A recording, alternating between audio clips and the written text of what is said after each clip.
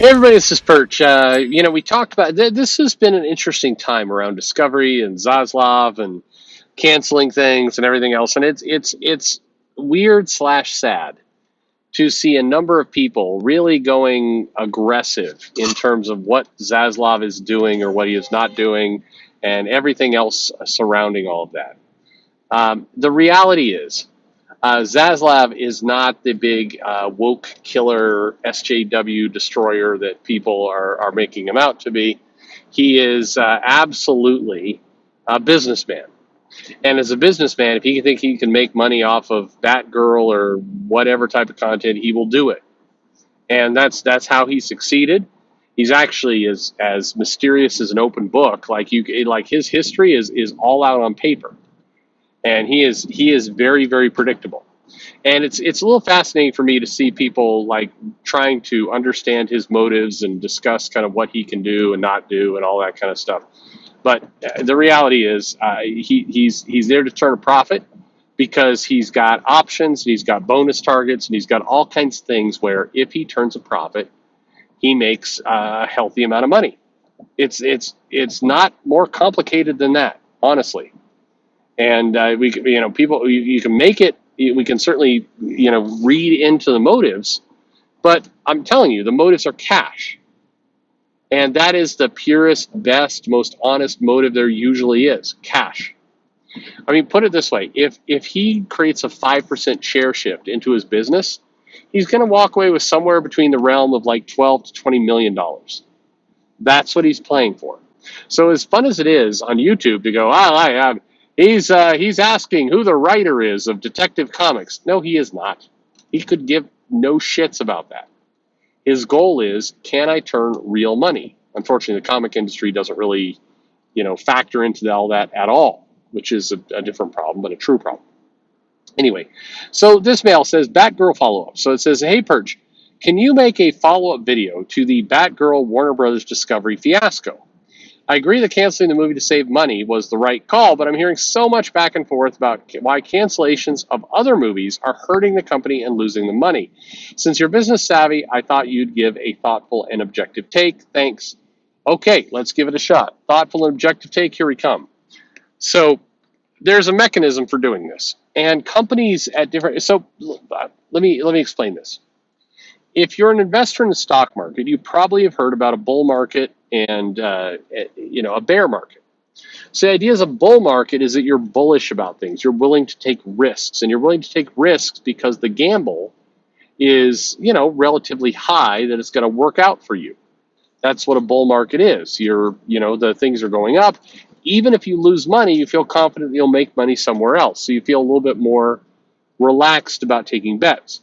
A bear market, in my mind, this is always when I was getting into business, I always like a bear market should be that you're going out and you're ready to go out and kill people. It's not what a bear market is. They're thinking more of the hibernation aspect. A bear market is you're kind of grumpy and you're withdrawing. You're withdrawing into your cave. So you're less likely to take gambles. You're less likely to take chances on things. 9 times out of 10, when one company acquires another company, they take a bear position. If we're going to use that verbiage, that terminology, it's the best way to explain it.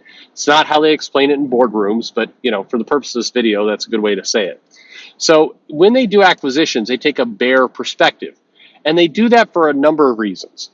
The first is there's an assumption made that the acquiring company, meaning the company that's buying the other company, doesn't know a lot about the business of the company they're buying. They know the high-level financials. They don't know the details. So they play it conservative. They play it bear-like. They basically say, I'm not going to make big moves right now because I don't understand the nuances to this business. I'm having to trust a lot of people I've never met before. I don't know if I trust them or not, so I'm going to be cautious of what I do. So generally speaking, investments tend to get scaled back or put on hold because you're saying, I don't know if the previous ownership was making good investments, bad investments, if they started making investments at the 11th hour of this acquisition because they were pissed that they're going to lose some stocks, they're trying to tank the whole thing, or they were trying to fulfill a favor to a buddy. Nobody knows. So you tend to get very conservative about those investments. That's what happens. You withdraw. The other thing that happens is that generally speaking, When one company acquires another company, they have to get board approval. They have to get shareholder approval. And when they do that, there's usually a promise that's made. And the promise goes a little something like this. If we do this acquisition successfully, if the margins on this acquisition stay at above like 35%, and we're able to consolidate costs, we're able to cut, run efficiencies and all these kinds of things that a consultant like a McKinsey or a Deloitte or a Capgemini or an Accenture or somebody like that, some kind of business partner, a Boston Consulting Group, somebody like that, they will tell you, you generally hire them, your investment banker hires them, and they come in and they say, hey, you should do these 10 things, and that will help make your financials look good. Very important here if you've ever been through one of these. Your financials looking good does not necessarily mean your financials being good. There's a world of difference between look good and be good. But anyway, be that as it may. So, your goal is to make your financials look nice and clean and healthy. And that's what people are up to. Route guidance is not active. Oh, thank you, car. My car tells me route guidance is not active. I like how my car is weird. And I know some of you hear this in the video. You may not have heard that word. My car every now and then will just start talking to me. It's like, you have not set up the route navigation system. Thanks. The other day it came up going, there's an Amber Alert. Would you like me to read you the Amber Alert? I'm like, no, I don't care what happens to kids. But it's constantly interrupting my videos. Anyway, getting back to the original question. What's happening right now with Discovery is not surprising. It's not dramatic. It's not, loss of revenue. It's none of those things. It's a company taking a very conservative view. Because before I got interrupted by my fucking car, the thing that often happens to the executive team of the acquiring company is that the board will tell them, if you complete this acquisition successfully, we will give you 250,000 shares, or we will give you a percentage. It's basically a bonus to complete the acquisition successfully. That bonus is typically worth, I don't know, it can range. In Zaslav's case, that ranges probably between $8 to $12 million if he's able to complete this successfully. So what does Zaslav do? He comes in and he says, I'm not going to take any chances on unknown, unproven bullshit. I'm going to cut costs, even if it means there's sunk costs. So keep in mind, as the acquisition's taking place, he can write off a ton of investments. So take Batgirl, for example. Let's say he decides to, let's not just say he did decide to kill that movie. Based on the terms of the acquisition, this transition period, Zaslav is able to basically write off the $80 million of spend, and it creates a great tax incentive for him. It's a good business metric for him. And if you're Zaslav, you're sitting at your desk, somebody is coming to you and saying, hey, we can spend another $20 to $25 million to get this movie done, and then we're going to probably spend about $30 million to market and cross-promote and live with it. But the downsides are we have no licensors signed up at all. Nobody, like no McDonald's, no Subway, no AMC Theater, nobody is cross-promoting this movie. Nobody. So if we go forward with this, know that it's all on us. We do not have anybody to share the burden. So therefore, if no licensors come in, then we're fully relying on the fact that this movie by itself is going to exceed, $150 million of revenue in order for us to break even.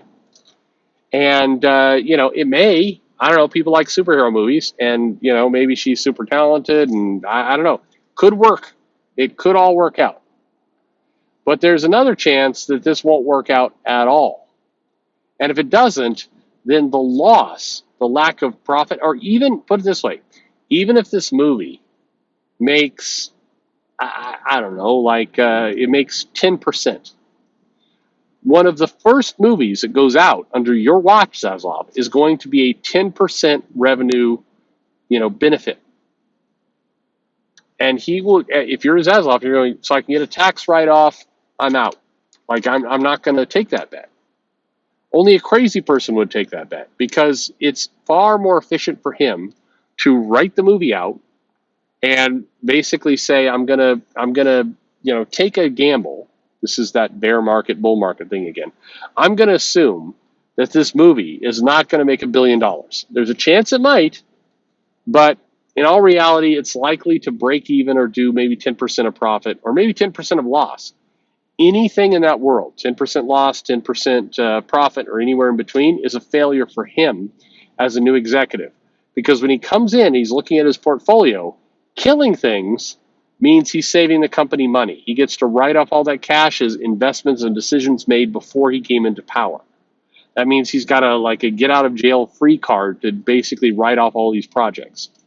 The second that he says, no, we're going to go forward with it, then he owns that decision.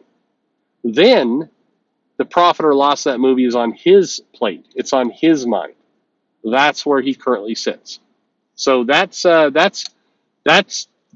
nature of this game. Is it a fair game? I mean, no, but that's Hollywood. That's profit. That's how, and it's not even Hollywood. That's how companies work. And I've said this a couple times in videos lately. Hate the player, don't hate the game. The game is what it is. That's the game. Zaslav is doing a good job. He knows what he's doing. He's looking out for himself, his shareholders. He's trying to make a profit. That's what he's doing is very, very predictable. It's not dramatic. It's not. This is not a crusade against the left-wing liberal woke people. This is a crusade to make Zaslav money. That's all it is. And there you go. Let me know what you think. Comments below. All that kind of stuff. Bear Bowl. Thanks for listening.